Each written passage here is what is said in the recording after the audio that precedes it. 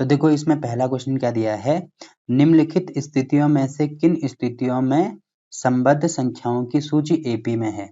AP का मतलब क्या होता है, इंग्लिश में बोलते हैं इसको अर्थमेटिक प्रोग्रेशन और हिंदी में बोला जाता है समांतर श्रेणी। तो समांतर श्रेणी तो आपको मैंने बता दिया कि क्या होता है। तो इसमें पता करना है कि है कि नहीं है, और है तो क्यों है, इसका रीजन भी हमें देना है। तो पहला पार्ट देखो इसमें क्या दिया है, प्रत्येक किलोमीटर के बाद एक टैक्सी का किराया, जबकि प्रथम किलोमीटर के लिए किराया 15 रुपये है और प्रत्येक अतिरिक्त किलोमीटर के लिए किराया 8 रुपये है।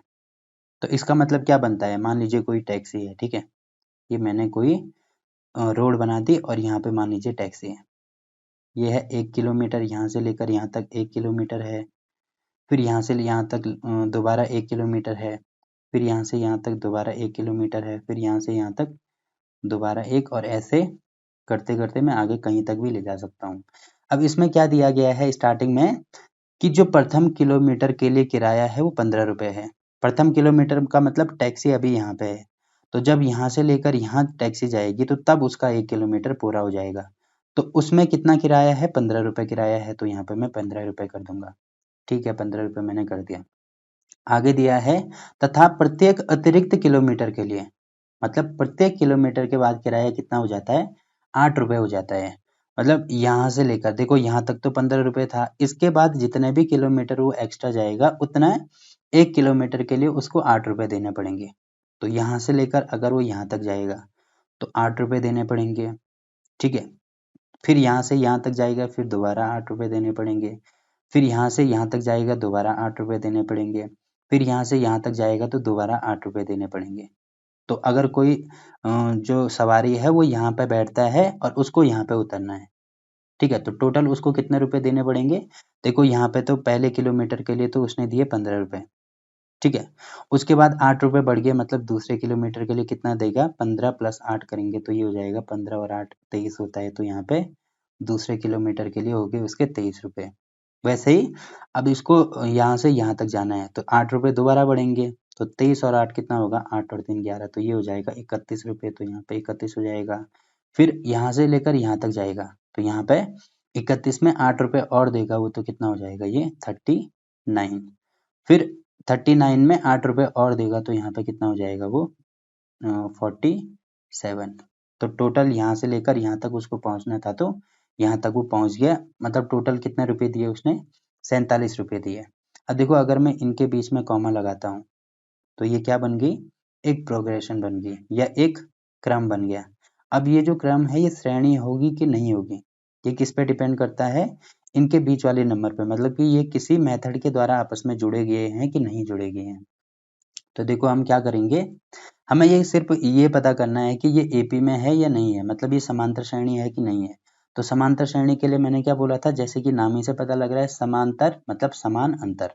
तो समान अंतर किनके बीच में होना चाहिए, इन सभी के बीच में अगर समान अंतर होगा इसका मतलब वो क्या है, समांतर श्रेणी है, और समान अंतर नहीं होगा इसका मतलब समांतर श्रेणी नहीं है। तो समांतर श्रेणी के लिए हमेशा ही डी की वैल्यू निकालते हैं। तो डी मैंने क्या बोला था, जो सार्वंतर होगा वो हमेशा दूसरे पद में से पहला पद माइनस करते हैं। तो इसमें से ये माइनस कर दो तो 23 में से 15 माइनस करेंगे, यहाँ पे होगा 8, ठीक। वैसे ही यहाँ पे इसमें से ये माइनस करेंगे, यहाँ पे भी होगा 8, इसमें से ये माइनस करेंगे, यहाँ पे भी होगा 8, इसमें से ये माइनस करेंगे, यहाँ पे भी होगा 8। तो देखो सभी में जो सार्वंतर है वो बराबर आ रहा है, यानी 8 आ रहा है। तो इसका मतलब ये जो श्रेणी है ये क्या होगी, समांतर श्रेणी होगी, ठीक है। तो रीजन भी आपको पता चल गया कि ये समांतर श्रेणी क्यों है। तो इसका पहला पार्ट तो हो गया। अब इसका दूसरा पार्ट देखते हैं। अब देखो इसमें क्या दिया है, किसी बेलन में उपस्थित हवा की मात्रा जबकि वायु निकालने वाला पंप प्रत्येक बार बेलन की शेष हवा का, जो बची हुई हवा है उसका 1/4 भाग बाहर निकाल देता है। इसका मतलब क्या बनता है, देखो 1/4 भाग का मतलब क्या है कि जैसे एग्जाम्पल के लिए मान लीजिए स्टार्टिंग में उसके अंदर 40 psi की हवा है, ठीक है। तो प्रत्येक बार में मतलब पहले 40 थी, अब अगली बार में क्या कर दिया, जितनी बची हुई है उसका का मतलब होता है गुणा, शेष कितनी है, मतलब अभी तो स्टार्टिंग में पूरी 40 ही है तो यहाँ पे शेष होगी 40, तो का मतलब होता है गुणा, तो इसका 1/4 करेंगे। ठीक है, तो 1/4 कितना हो जाएगा ये, इससे ये काटेंगे तो यहाँ पे होगा 10, तो यहाँ पे हो जाएगा 40 का 1/4, मतलब 10 जो होगी वो यहाँ पे लिख देंगे। तो स्टार्टिंग में अगर मैंने 40 मानी है तो यहाँ पे 40 होगी, फिर ये कितना हो जाएगा, 1/4 बाहर निकाल दिया तो ये हो जाएगा 10। ठीक, फिर जो शेष हवा है, मतलब जो बची हुई हवा है, देखो अब 10 बची हुई है तो इसका भी 1/4 करेंगे, क्योंकि हर बार क्या करना है हमें, शेष हवा का 1/4 करना है। तो 10 का 1/4 करेंगे तो कितना हो जाएगा, इससे 2 से काट दो, यहाँ पे होगा 2, यहाँ पे होगा 5, तो ये हो जाएगा 5/2, तो यहाँ पे लिख देंगे 5/2। ठीक है, फिर जो शेष हवा है यानी जो बची हुई हवा है 5/2, इसका भी 1/4 करना है तो यहाँ पे 1/4 कर दो। ठीक है, तो ये हो जाएगा 5/8, तो यहाँ पे हो जाएगा 5/8। ठीक, फिर इसका भी 1/4 करना है तो 5/8 का 1/4 करेंगे तो कितना हो जाएगा, 5/8 चौको 32 हो जाएगा। ठीक है, यहाँ तक ही रहने दो, इतना ही हम इसको सॉल्व करेंगे, तो बीच में कॉमे का साइन लगा दो। अब हमें ये चेक करना है कि ये एपी में है कि नहीं है, तो उसके लिए क्या करेंगे, इनके बीच का डिफरेंस निकालेंगे। देखो डिफरेंस कितने का आ रहा है, हमेशा आगे वाले नंबर में से पीछे वाला नंबर माइनस किया जाता है, तो 10 में से 40 माइनस करेंगे तो यहाँ पे हो रहा है -30। ठीक है, ये -30 हो रहा है, इसमें से ये माइनस करेंगे, मतलब 5/2 में से अगर मैं 10 माइनस करता हूँ तो कितना होगा, देखो हर समान करेंगे तो यहाँ पे 2 का भाग करना होगा, 2 का भाग करेंगे तो ऊपर 2 का गुणा करना होगा, तो तब कितना हो रहा है ये 20, 20 में से 5 का ये होगा -15 और बटा 2। अब देखो यहीं पे आप देख रहे होंगे कि यहाँ पे -15/2 आ रहा है, तो इनके बीच में देखो पहले में अंतर आ रहा था -30 का, अब अंतर आ रहा है -15/2 का, तो ये दोनों बराबर नहीं है, इसका मतलब ये भी क्या होगा, समांतर श्रेणी में नहीं होगा, समांतर श्रेणी नहीं होगा। ठीक है, क्यों नहीं होगा, इसका रीजन आप देख सकते हैं। अब इसका हम एक एग्जांपल से, जैसे मैंने स्टार्टिंग में 40 psi की मानी है, आप कुछ भी मान सकते हैं अपनी तरफ से, कोई भी नंबर आप सोच के मान लीजिए। जैसे अगर मैं 40 की जगह पर 1 ही मानता हूँ, ठीक है, मैंने मान लिया 1 है, जो हवा है स्टार्टिंग में 1 है, ये चीज लिखनी भी होगी, मान लीजिए शुरुआत में या स्टार्टिंग में हवा 1 है, तो पहले 1 का क्या करेंगे, क्योंकि हवा अभी 1 है तो 1 का 1/4 करेंगे, तो 1 का 1/4 होता है 1/4। ठीक है, अब जो बची हुई हवा है, मतलब जो 1/4 हवा बची है, इसका भी दोबारा 1/4 करेंगे तो कितना हो जाएगा, 1/4 चौको 16, इतना हो गया। अब जो 1/16 हवा है, इसका भी 1/4 करेंगे, 1/16 का भी 1/4 करेंगे तो ये हो जाएगा 1/16 चौको 64, तो इतने तक ही कर दो, यहाँ पे बीच में कॉमे का साइन लगा दो। अब क्या करते हैं, दूसरे नंबर में से पहला नंबर माइनस करते हैं, इसमें से फिर ये माइनस करेंगे, तो देखो 1/4 में से 1 अगर मैं माइनस करता हूँ तो यहाँ पे कितना हो जाएगा, 4 में से 1 माइनस करने का मतलब -3/4, तो यहाँ पे देखो डिफरेंस कितना आ रहा है, -3/4 का। अब इसमें से ये माइनस करेंगे तो 1/16 में से अगर मैं माइनस करता हूँ 1/4 को, तो देखो यहाँ पे कितने का डिफरेंस आ रहा है, 4, और ये, तो ये आ रहा है -3/16 का। देखो यहाँ पे -3/4 का अंतर आ रहा है, यहाँ पे -3/16 का अंतर आ रहा है, तो आप देख रहे होंगे कि ये दोनों भी आपस में बराबर नहीं है, इसका मतलब ये समांतर श्रेणी में नहीं होगा। ठीक है, तो आप नंबर कोई भी ले लो, कोई फर्क नहीं पड़ता उससे, आपका आंसर हमेशा ही सही आएगा। ठीक, तो ये वाला क्वेश्चन भी हो गया।